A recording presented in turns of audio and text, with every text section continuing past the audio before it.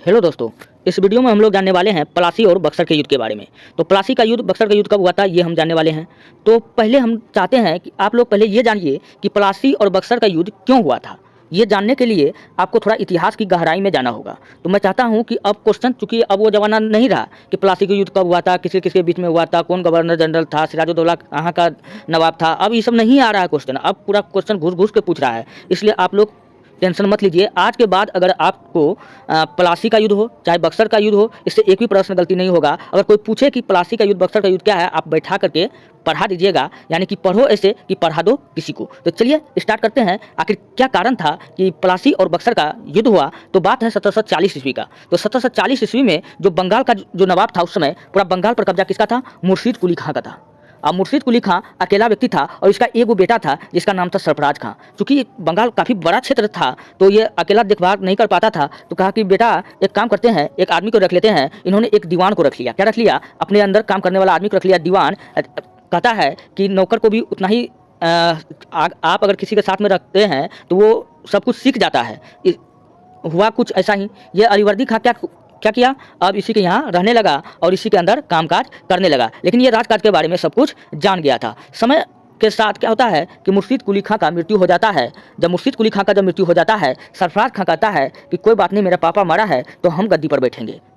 लेकिन अलीवर्दी खां कहता है कि आप नहीं चला पाओगे, क्योंकि हम नहीं रहेंगे तो तुम कैसे चला पाओगे? हम ही तो सब कुछ संभालते थे, आपका पापा कितना काम करते थे। तो इसलिए क्या होता है, सरफराज खां और अलीवर्दी खां के बीच में एक युद्ध होता है।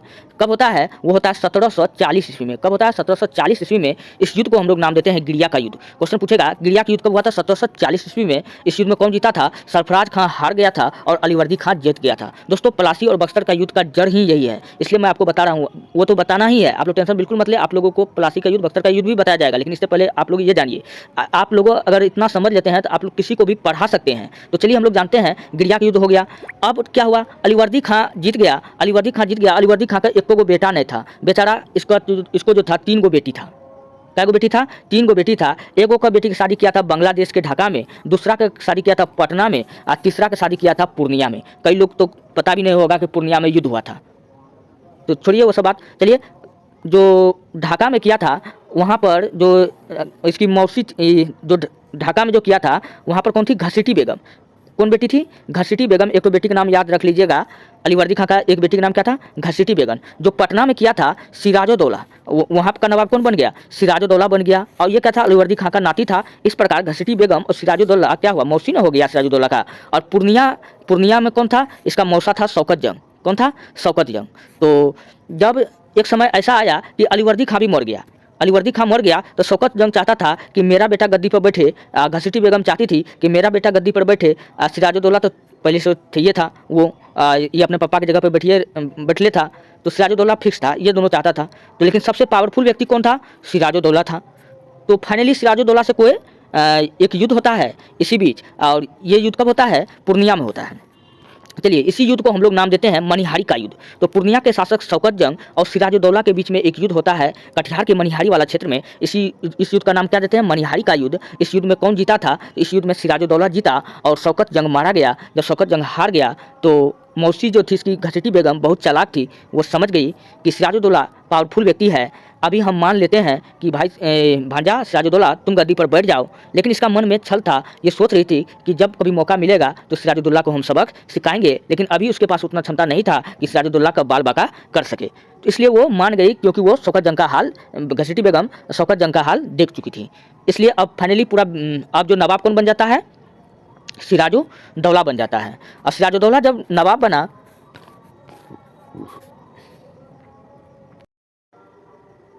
इधर सिराजुद्दौला बिहार का नवाब बन गया।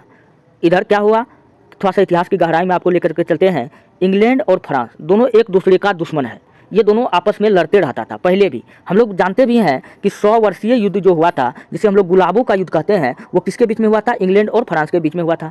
हम लोग ये भी बात जानते हैं कि भारत में फ्रांसीसियों आया था और अंग्रेजों आया था, दोनों आया था। दोनों अभी इंडिया में है, दोनों व्यापार कर रहा है। जब दोनों व्यापार कर रहा है तो यहाँ भी दोनों लड़ेगा। ये दोनों आपस में लड़ रहा था, लड़ता था। तो अभी जो इसके समय में ही बिहार का जो एक नवाब था, उसका नाम क्या था? सिराजुद्दौला। जो मैं पीछे बताया कि वो बन चुका है बिहार का नवाब। तो क्या हुआ कि ये लोगों अपने मन से क्या किया कि एक किला का निर्माण करना शुरू कर दिया। तो किला का निर्माण जब शुरू कर दिया तो इसको पता चल गया सिराजुद्दौला को, इन्होंने अपना सेना भेजा। सेना भेजने के बाद में कहा कि भैया ये सब तामझाम सब हटाओ, ये सब क्या चल रहा है, भैया आपका ज़मीन पे कोई आके कुछ करेगा, तो राजा था तो उसी का ज़मीन था ना, उससे पूछ कर करना चाहिए उन लोगों को, अंग्रेज सबको, लेकिन वो नहीं किया। तो सिराजुद्दौला ने कहा चलो यहाँ से निकलो। तो और उस समय देखा, अंग्रेजों देखा कि हाँ सिराजुद्दौला पावरफुल आदमी है, फ्रांसीसियों देखा कि हाँ इसका हम सामना नहीं कर पाएंगे। तो अंग्रेज लेकिन दिमाग लगा लिया, कोई बात नहीं सिराजुद्दौला, अभी तुमको हम छोड़ देते हैं लेकिन बाद में तुमको हम पता चलाएंगे। अंग्रेज जो था ये मौका का इंतजार कर रहा था। तो क्वेश्चन पूछ लिया जाता है कि कहाँ पर किला का निर्माण कर रहा था, फोर्ट विलियम का किला, आप ये बात याद रख लीजिएगा, कलकत्ता में निर्माण कर रहा था, आप ये बात याद रख लीजिएगा। आखिर ऐसा क्या हो जाता है कि इसी बीच प्लासी का युद्ध हो जाता है। तो चलिए हम लोग जानते हैं, जब किला का निर्माण कलकत्ता में जब कर रहा था तो इसी बीच एक घटना घटता है जिसको हम लोग कहते हैं काल कोठड़ी की घटना। क्या कहते हैं? काल कोठड़ी की घटना, जो 20 जून 1756 में हुआ था। कब हुआ था? 20 जून 1756 में हुआ था। इसमें बताया गया था कि जब अंग्रेज किला का निर्माण कर रहा था तो सिराजुद्दौला ने अपना सेना भेजा और मेरा 146 आदमी को क्या किया, बंदी बना लिया। और जब सुबह बंदी बना करके कारागार में डाल दिया, सुबह जब ताला खोला गया तो उसमें मात्र 23 लोग ही जिंदा बचा था। तो ऐसा मनगढ़ंत कहानी यहाँ का जो इतिहासकार था A.Z. होलवेल नामक इतिहासकार ने अपने मन से बनाया। तो ये ऐसा मनगढ़ंत कहानी पहले से ये लोग तैयार कर लिया था, क्योंकि इसको पता था कि आज नहीं तो कल, कल नहीं तो परसों, परसों नहीं तो तरसों हमसे जरूर पूछा जाएगा कि हमने आखिर प्लासी का लड़ाई लड़ा क्यों। तो कोई तो बहाना होना चाहिए, यही एक बहाना था। और ये किला निर्माण नहीं दिया होने के लिए अब अंग्रेज दिमाग लगा लेता है कि हमको कैसे करके सिराजुद्दौला को हटाना है। तो कहता है यहाँ से भारत का पहला गद्दार भी यहीं आपको देखने को मिलेगा। तो अंग्रेज जो किला का निर्माण कर रहा था, इस अंग्रेज ने क्या किया, पैसा दे करके जो सिराजुद्दौला का जो खास आदमी था, जैसे उसकी मौसी होगी घसीटी बेगम, उम्मी चंद, फतेह चंद, इसका सेनापति मीर जाफर जो मेन आदमी था, इसका सेनापति मानिक चंद, ये सबको पैसा दे करके अपने पक्ष में कर लिया। इस सबको पैसा वैसा खिला करके अंग्रेज अपने पक्ष में कर लिया सिराजुद्दौला। अब फाइनली अंग्रेज और सिराजुद्दौला में युद्ध होने वाला है, लेकिन सिराजुद्दौला का सेनापति ही जाकर के मिल गया है अंग्रेज से। तो सिराजुद्दौला तो हार भी करेगा। इस युद्ध में सिराजुद्दौला का हारना तय था क्योंकि इसका सेनापति ही इसको धोखा दिया। और फाइनली 23 जून 1757 को एक युद्ध शुरू होता है। इसी युद्ध को हम लोग कहते हैं प्लासी का युद्ध। अब आपको समझ में एक एक बात आ गया होगा। अब इस युद्ध में पूछेगा कि कौन कौन किसके किसके बीच में हुआ था। तो ये युद्ध जो है अंग्रेज अधिकारी रॉबर्ट क्लाइव और सिराजुद्दौला के बीच में हुआ, जिसमें सिराजुद्दौला हारा और क्लाइव जीता। अच्छा, प्लासी पूछेगा कि ये स्थान कहाँ है। अब क्वेश्चन थोड़ा डीप पूछ रहा है। आपको बताना है कलकत्ता के दुर्नदिया जिला में भागीरथी नदी के तट पर जो गांव है वही क्या है, प्लासी है। चलिए, और पूछेगा कि प्लासी के युद्ध के समय सेनापति कौन था, मीर जाफर। चलिए, मीर जाफर से थोड़ा और क्वेश्चन हम बताते हैं। मीर जाफर को हम लोग कहते हैं सोने की बोरी। क्या कहते हैं? सोने की बोरी, या रॉबर्ट क्लाइव का गधा, या अंग्रेजों का गधा। किसको कहते हैं? मीर जाफर को कहते हैं।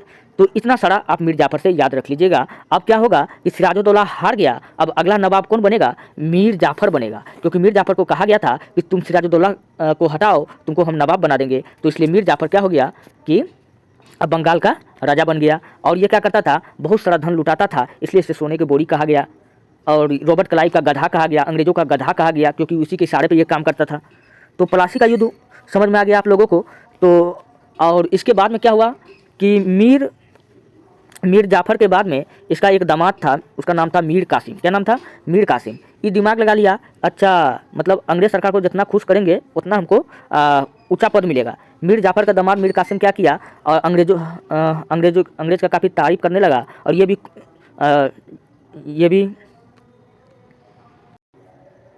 मीर जाफर के बाद अगला नवाब बनता है मीर कासिम, जो इसका दामाद था।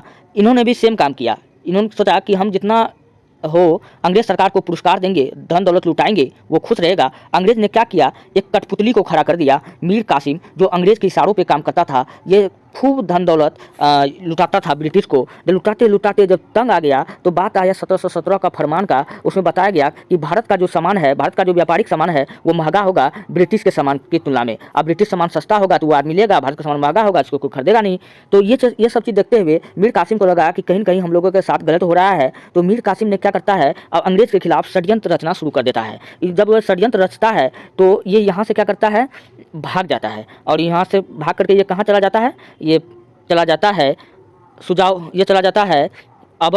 जाता है दिल्ली। दिल्ली में ये शाह आलम सेकेंड से मिलता है। किससे मिलता है? शाह आलम सेकेंड से मिलता है और यहीं पे अवध का नवाब शुजाउद्दौला भी रहता है। तो ये तीनों एक ही जगह मिल जाता है और तीनों का एक ही लक्ष्य होता है, कैसे अंग्रेज़ों को हराना है। अब ये तीनों एक तरफ और उधर अंग्रेज एक तरफ, इसलिए अब जो अगला लड़ाई होगा इसे हम लोग कहेंगे बक्सर का युद्ध। बक्सर का युद्ध कब हुआ था? 22 अक्टूबर 1764 ईस्वी को हुआ था। पूछेगा कि बक्सर का युद्ध किसके किसके बीच में हुआ था? ये हुआ था अंग्रेज वर्सेस त्रिगुट के बीच में हुआ था। अब त्रिगुट कौन?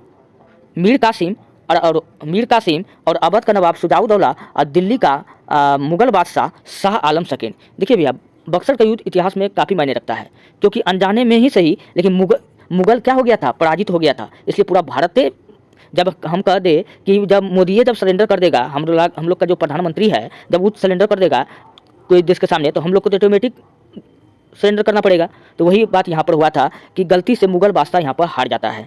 तो 22 अक्टूबर 1764 को बक्सर का युद्ध शुरू हुआ। इस युद्ध में एक तरफ अंग्रेज सिपाही सर हेक्टर मुनरो, कौन था? अंग्रेज की तरफ से कौन लड़ रहा था? Sir Hector Munro. और इस त्रिगुट में शामिल कौन था? मीर कासिम और शुजाउद्दौला अवध के नवाब, शाह आलम सेकेंड, ये कौन था? मुगल बादशाह। और इस युद्ध शुरू हुआ। इस युद्ध शुरू होने के बाद में क्या होता है कि अनजान में ही सही, यह युद्ध में क्या होता है कि त्रिगुट की सेना हार जाती है और सर हेक्टर मुनरो जीत जाता है। अब जब जीत जाता है तो फाइनली इसी युद्ध का नाम हम लोग क्या देते हैं? बक्सर का युद्ध देते हैं। बक्सर के युद्ध के समय बंगाल का गवर्नर पूछेगा कौन था, तो आपको बताना है वेंसी टाड था। आप ये भी बात याद रख लीजिएगा। कौन था भैया? वेंसी टाड था। चलिए, मीर कासिम ने, और थोड़ा सा एग्जाम के पॉइंट ऑफ व्यू से और कुछ क्वेश्चन को हम लोग बता रहे हैं। मीर कासिम ने अपना राजधानी बंगाल से बदलकर कहाँ किया था? आपको बताना है मुर्शिदाबाद से कहाँ कर लिया था? मुंगेर कर लिया था। उसको पता चल गया था कि मुर्शिदाबाद जो है अब षड्यंत्र का अखाड़ा बन गया है, इसलिए अपना राजधानी को क्या कर लिया था? ये परिवर्तित कर लिया था। उसके बाद में क्या हुआ था कि इसके बाद में हम लोग जानबे करते हैं कि टोटल 3 संधि हुआ। किसी और दिन बताएंगे। दोस्तों, अगर वीडियो अगर अच्छा लगता है तो हमारे चैनल को लाइक, सब्सक्राइब और वीडियो को जितना हो सके अपने दोस्तों में भेजिए। मिलते हैं नेक्स्ट वीडियो में। धन्यवाद। अगर आपको PDF चाहिए तो जाइए हमारे टेलीग्राम चैनल पर, वहाँ पर आप सर्च कीजिए ITIHASKI दुनिया 99, वहाँ से आप PDF ले सकते हैं। मिलते हैं नेक्स्ट वीडियो में। धन्यवाद।